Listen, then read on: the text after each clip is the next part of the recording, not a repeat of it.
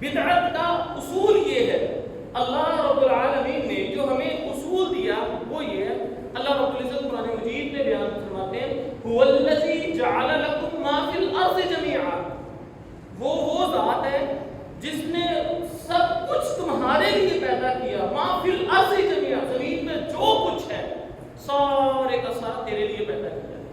اس کا مطلب یہ ہوا کہ دنیا کے اندر جتنی بھی ترقی ہو جائے، جتنی بھی سہولتیں آ جائیں، وہ ساری سہولتیں اللہ نے ہمارے لیے پیدا کی ہیں، وہ ساری ترقیاں ہمارے لیے ہیں۔ وقت گزرنے کے ساتھ ساتھ انسان جتنا مرضی ماڈرن ہو جائے، دنیا کے تمام معاملات، دنیا کی تمام سہولتیں انسان استعمال کر سکتا ہے، اور یہ استعمال کرنا کیوں؟ کیونکہ اللہ رب العزت نے پیدا ہی ہمارے لیے کیا۔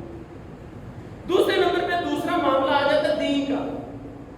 دین کا معاملہ ایسا، اللہ رب العزت سورہ شورى کے اندر یہ بات فرماتے ہیں شرع لکم من الدین ما لم یأذن بہ اللہ، یہ لوگ تیرے لیے شریعت وضع کرتے ہیں، دین بناتے ہیں، ما لم یأذن بہ اللہ، اللہ نے تو اس کی اجازت نہیں دی۔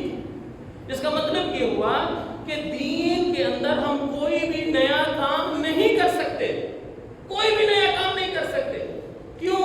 ما لم یأذن بہ اللہ، اللہ نے اجازت ہی نہیں دی، اللہ نے یہ اختیار دیا ہی نہیں ہے شریعت بنانے کا۔ شریعت بنانے کا اختیار صرف اور صرف اللہ رب العالمین کے پاس ہے، یہ تو کسی ولی، کسی بزرگ، یہاں تک کہ کسی نبی کے پاس بھی اختیار نہیں ہے کہ وہ اپنی مرضی سے شریعت بنا سکے۔ تو ڈیفینیشن پھر یہ ہوئی، اصول یہ سمجھ لیجئے دو طرح کے معاملات ہیں، ایک دنیا کے، ایک دین کے۔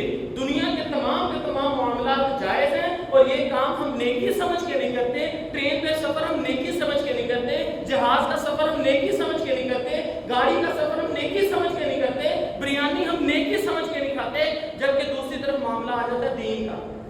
دین کے جتنے بھی معاملات ہیں وہ سارے کے سارے صرف وہی ہوں گے جو رسول اللہ صلی اللہ علیہ وسلم نے بتائے۔ ہم اپنی مرضی سے 1 انچ بھی نہ اضافہ کر سکتے ہیں نہ کمی کر سکتے ہیں۔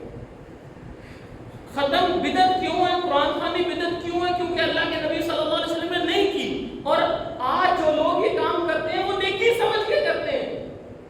نماز کے بعد مستقل طور پر ہاتھ اٹھا کر دعا مانگنا، یہ لوگ نیکی سمجھ کے کرتے ہیں۔ ہمارے معاشرے میں جتنی بھی بدعات ہیں، بدعات کا لفظ استعمال ہی اس چیز پر ہوتا ہے جو نیکی پر ہو اور نیکی سمجھ کر کیا جائے۔ اسی لیے میرے بھائیوں اس اصول کو اچھی طرح یاد کر لیں، دنیا کے معاملات سارے کے سارے جائز ہیں۔